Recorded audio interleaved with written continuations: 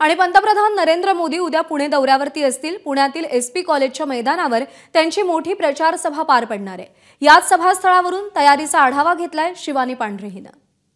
पुण्यातील विधानसभा निवडणुकीचा प्रचार शिगेला पोहोचला आहे। त्यातच देशाचे पंतप्रधान नरेंद्र मोदी हे उद्या पुणे दौऱ्यावर असणार आहे आणि प्रचारार्थ ही त्यांची मोठी सभा होणार आहे।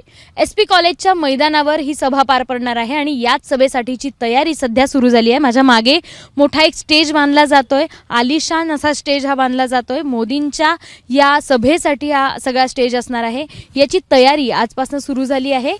स्टेज असू दे, त्याच्यानंतर बैठक व्यवस्था असू देत किंवा त्या सगळ्या संदर्भातली जी काही सिक्युरिटी असते त्यासाठीची सुरुवात सुरू झाली आहे। मोदींचा हा दौरा सगळ्या महायुतीच्या उमेदवारांसाठी असणार आहे आणि यावेळी मोदी अनेक पुणेकरांना, पुण्यातल्या मतदारांना संबोधित देखील करणार आहे।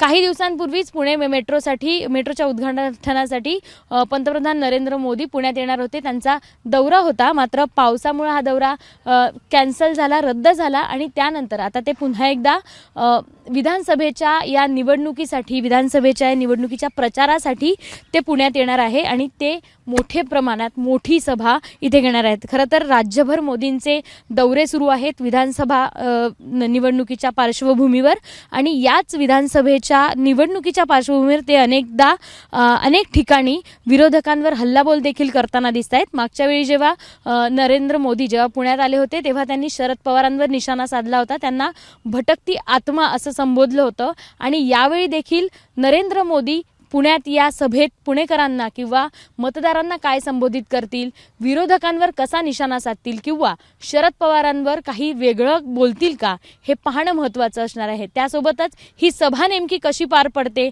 आणि या सभेसाठी कोण कोण नेमकं उपस्थित राहतं हे देखील पाहणं महत्त्वाचं असणार आहे। कॅमेरामन अमोल गवाळेसह शिवानी पांढरे, एबीपी माझा, पुणे। एबीपी माझा, उघडा डोळे बघा नीट।